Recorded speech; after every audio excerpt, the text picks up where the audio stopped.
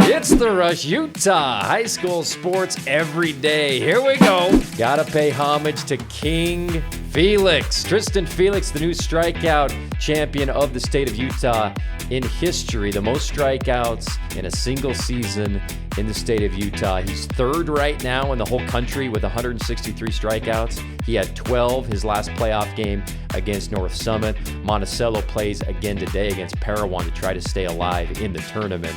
But you think about all the great pitchers in Utah history, Larry. From Bruce Hurst, the great Bruce Hurst from Dixie High, Brandon Lyon from Taylorsville, more recently Porter Hodge from Cottonwood, and a million more. Nobody has struck out more batters in a single season than Triston Felix. Here's Triston.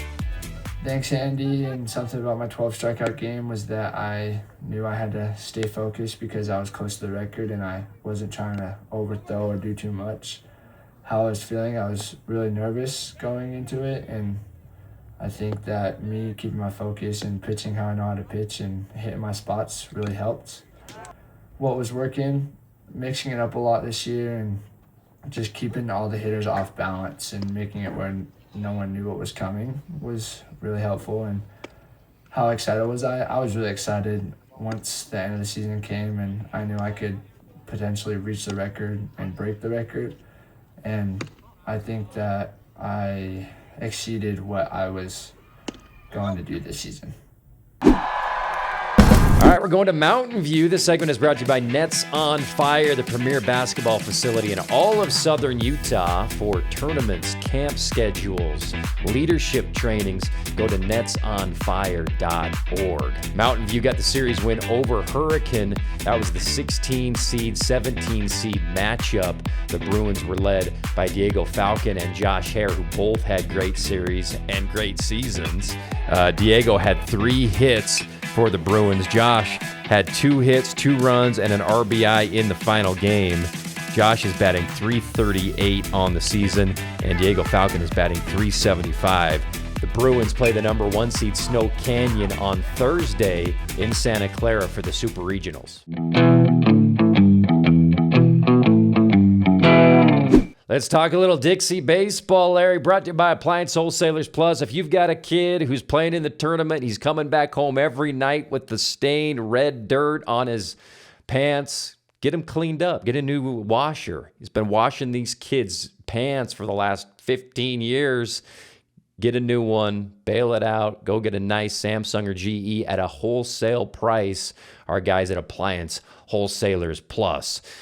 Dixie got the sweep over Murray to advance to the second round in the Super Regionals of the playoffs. They were led by who else but Weston Gilmore, who's on a 7-game hit streak right now. He's got 11 extra base hits on the year.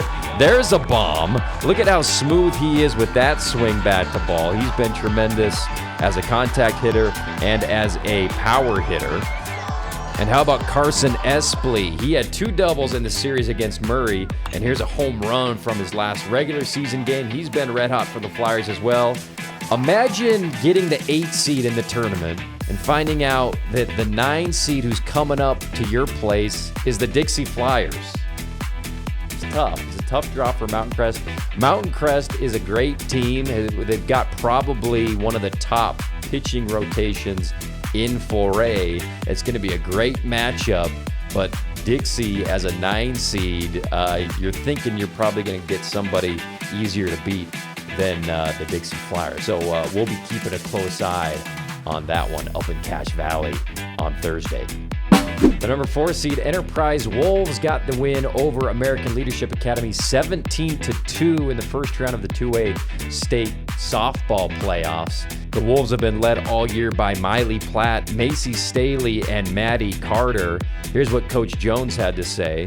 Mylee is our pitcher, and she has come a long way this season. She has pitched in 21 of our 29 games and has 99 strikeouts. She also leads our team in hitting, and I believe she leads in 2A for RBI with 44. She is a great senior leader for our young team. Highlights against American Leadership, she had 6 strikeouts and no earned runs. Macy is a great, very quick center fielder. Not many balls find the grass with Macy in center. She also is one of our top hitters and a great junior leader. She